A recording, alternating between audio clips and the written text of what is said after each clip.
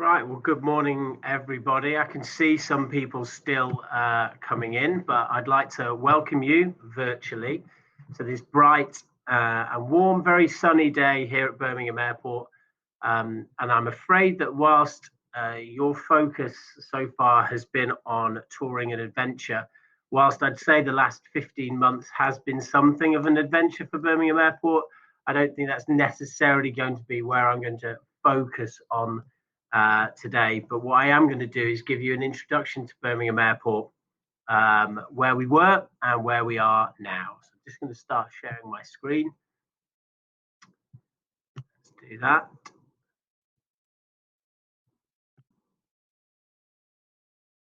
Okay, I think that's worked.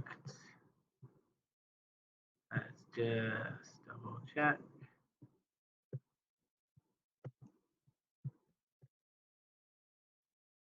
Okay, there we go. So, as I said, I'm Tom Screen. I'm the aviation director here at Birmingham Airport.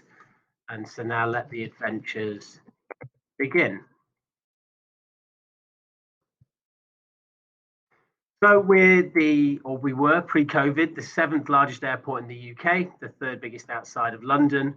We sit right in the heart of the UK road and rail network. We have an on-site railway station, which is one of the fast trains, which is rare. Well, we're the only UK airport that has that. We have a single runway, which is 3,003 meters long, and we hit just under 13 million passengers pre-COVID with 40 airlines. And a route network of circa 150 direct routes, and with onwards with the likes of Qatar, Emirates, Turkish, etc., to another 260. There was nearly 7,000 people employed directly by the airport, and we've invested near over £225 million over the last 10 years, and we have a master plan to invest a further £500 million over the next 10 to 15 years, which should see our passenger growth numbers go from a circa 13 million up to around 18, 19 million. I don't need to tell any of you that the impact of COVID-19 has been massive on our industry. Probably the worst affected sector, but throughout the last 15, 16 months, we have remained open. We felt it was the right thing to do from the region's passenger, cargo, emergency and medical flights perspective. Our volumes are down circa 92%. 40% of our employees still remain on furlough, and we've had to take some very drastic steps to reduce our costs, which unfortunately has meant restructuring the business, and 43% of our workforce being made redundant. We've also put any capital expenditure plans on hold for the time being. We've reduced runway hours where appropriate, and to close the terminal where appropriate. We're trying to do our bit to support the national effort, which means we have testing centres on site. And this week we've become only the second airport in the UK after Heathrow Terminal 3 to be able to accept red list flights from red list countries from around the world. And also a rather grisly thing, we've had a mortuary set up in one of our hangars to assist with the local effort. Now, what I really want you to take away from this presentation is that safety and security is the most important priority for us.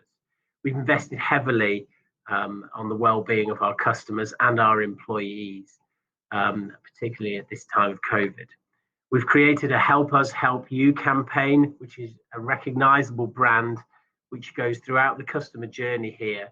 So you'll be able to see that whether you're going onto our website for the first time all the way through to when you get on your aeroplane. What have we done? So hygiene obviously is hugely important. There are hand sanitizers throughout the terminal, PPE for any and all employees. And we also do a anti-viral mist spray called fogging in the terminal each day. It's perfectly safe, but it's one of the things that we're doing to try and help against the spread of COVID-19. We've put up Perspex screens at all the key customer touch points, whether that be check-in, whether that be at the boarding gates. We've put in extra barriers where necessary, just to assist with that social distancing. Social distancing as a message is obviously very important. In fact, our terminal is plastered with signs indicating what we should all be doing. And face coverings are mandatory, whether you are a visitor, whether you are a passenger, or whether you're an employee at the airport, anywhere within that terminal. We've also got, as I hinted at before, we've got COVID testing centres on site. So we have one at the South Terminal check-in hall. We also have a drive-through one in Car Park 7. These deal with both PCR and lateral flow tests. Those are the prices as they are at the moment. We are working to try and bring them down, and they can be booked through www.expresstest.co.uk.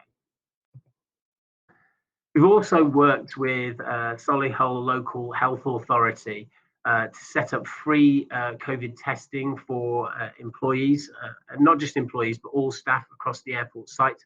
And we encourage staff when they are in the office, as I am today, to be able to go and check and have one of these tests. And it's perfectly free, which is a good thing, and hopefully will again stop the spread.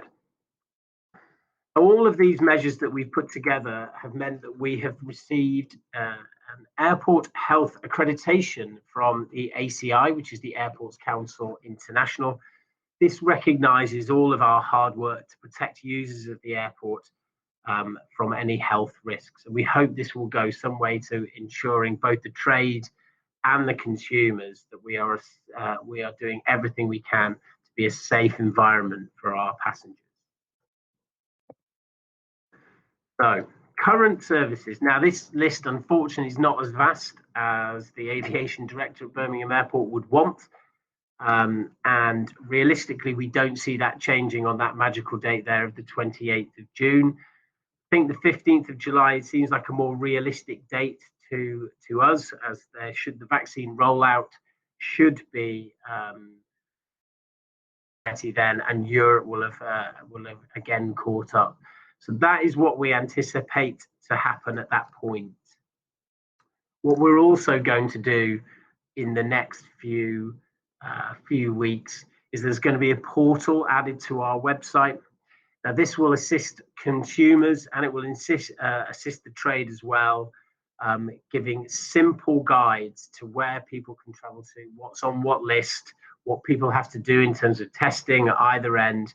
And that's something that we're going to do to try and help our consumers, but help you guys as well, and see what the responsibilities are for those passengers traveling to those destinations. But progress is needed. There can be no doubt of that, and I'm not going to get on my political soapbox today too much, but what we are doing is calling on the government to revisit the traffic light system and provide very clear pathway to removing all the restrictions for green, amber and red going forward. We want cheaper testing. Lateral flow tests are getting better all the time, and we would like to see them take over from PCR tests eventually, but the message very clearly is that the price of testing needs to come down, as it has done throughout Europe.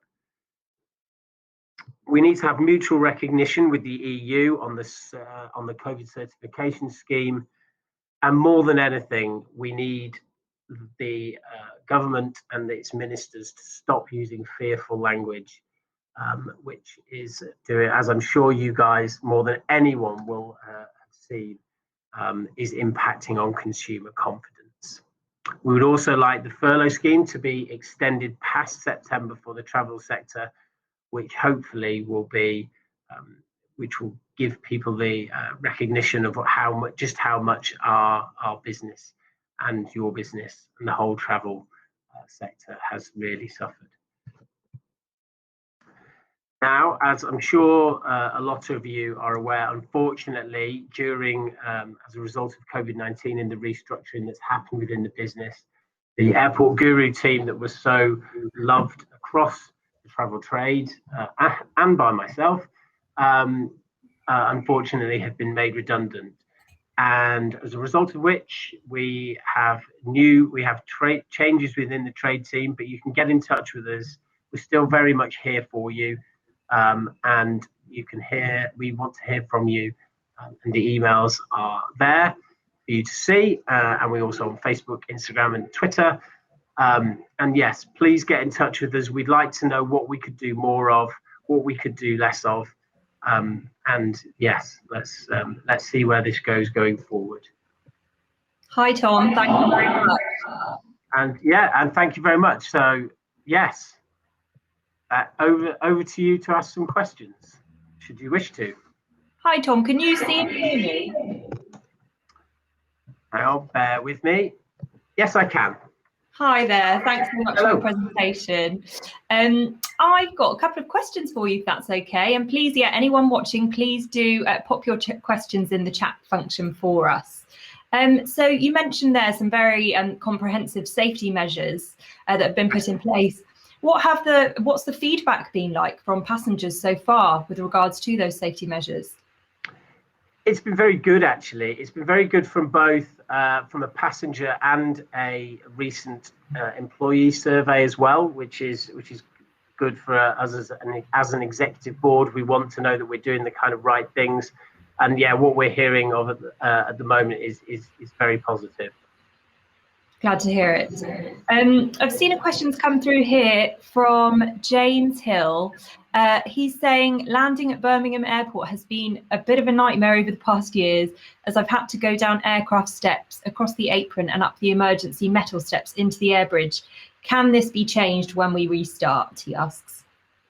Yes, right. There is a plan in place to do that. So yeah, I know exactly where James is referring to there, because it's just outside my window over here. And yes, the old what are they called? The air bridges are not really fit for purpose anymore. And we do have a plan within our CapEx plan our capital expenditure plan over the next few years to effectively cut the ends off those and get a vertical circulation module put on the end of them, which will be a far better product and a far safer product.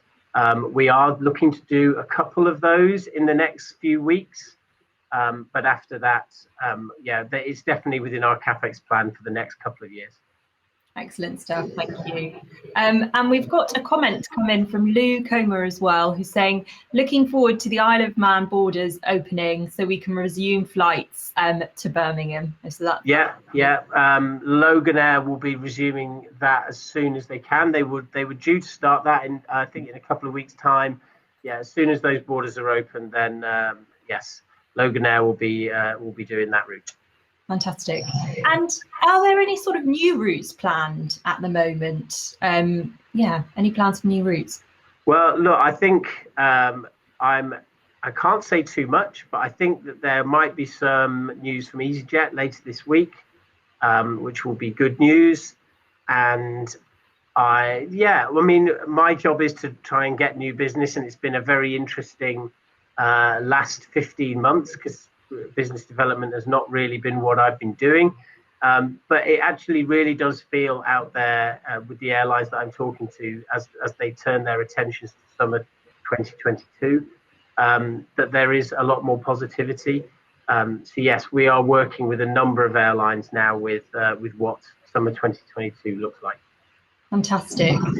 Just noticing time, so I'm just going to ask you one final question. You mentioned the portal. Are there any other ways that you're working with agents now, or any training that you have planned to help agents sell the airport more effectively?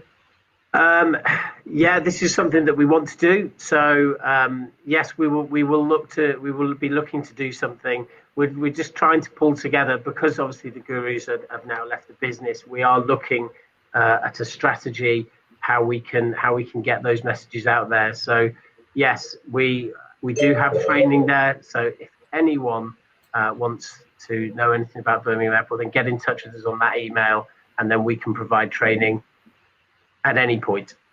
Fantastic. Thank you so much, Tom. I've got to close it there, but thanks so much for your insights, and see you soon.